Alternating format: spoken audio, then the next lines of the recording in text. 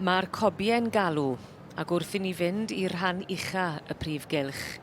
Dyma ni'r Cobiau Cymreig a dosbarth y meirch 4 oed. A fel ych chi'n gweld, mae'r het wedi ddiosg.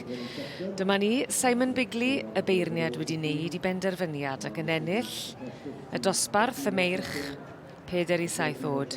Mae Abergyfenni Justice. Allan o'r march, gwynfais amlawdd wledig ar gaseg Thornyside Debutante. Beth Simons Evans, gyda fi wrth yn ochr.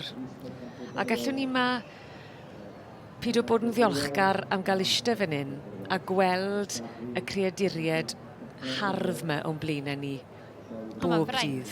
Mae'n fraint yn dweud. A mae hwn yn edrych yn bictwr heddi o'n blaenau ni. Sy'n byd yn well a lliw di sy'n ceri yn sglino yn yr haul. A fe ddath yr haul mas ar yr eiliad berffaith. Do. Mae'n siŵr fydd Brydfa Abergyfenni yn falch dros ben. Jonathan Hill fyna'n cael ysgwyd llaw gyda'r beirniad. Wrth gwrs, Brydfa Abergyfenni wedi bod yn ail gyda'r gaseg, ond nawr ar y brig fan hyn. A dyma fe maes y môr Brenin Dafydd wedi cael tipyn o lwyddiant yn ddiweddar ac yn ail heddiw yn nwylo Tom Davies ar ran ei chwaer Molly.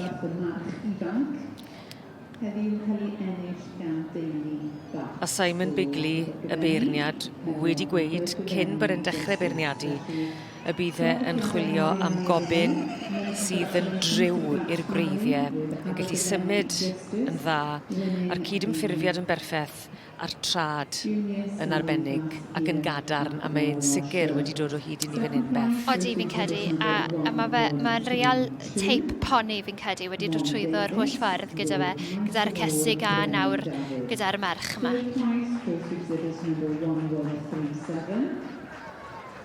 A.J. Lee with Lebron Canelo. Fourth prize goes to exhibit number 1129. F.G. Andrew with Maes Brythur Mickey's Lad. Fifth prize goes to exhibit number 1133. Peter Gray with Thornyside Samson. And sixth prize is awarded to exhibit number 1134. Warren Harvey with Sangrig Saxon. Felly llongyfarchiadau mawr iawn. Many congratulations to the winner of the class, the Bat family with Abergyfenni Justice.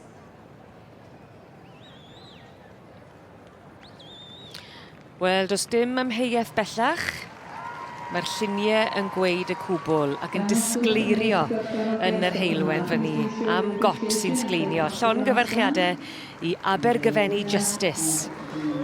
Yn ennill dosbarth y meirch 4 oed gyda'r adran dy, a Jonathan Hill wrth i fodd yn dangos y march ar ei orau.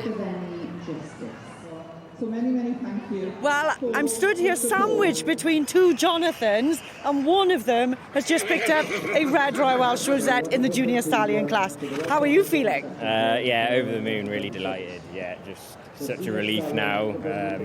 So nice to do it here as well. So yeah, really pleased. So you're the Jonathan with the running shoes, and you're the Jonathan who bred him. Yeah, family effort at home, obviously. Hannah, it's a massive help with Jonathan and Becky being able to produce the Justice for us today, and won a fantastic stallion class here today. So yeah, over the moon with the result, and such great quality and up in numbers this year for sure.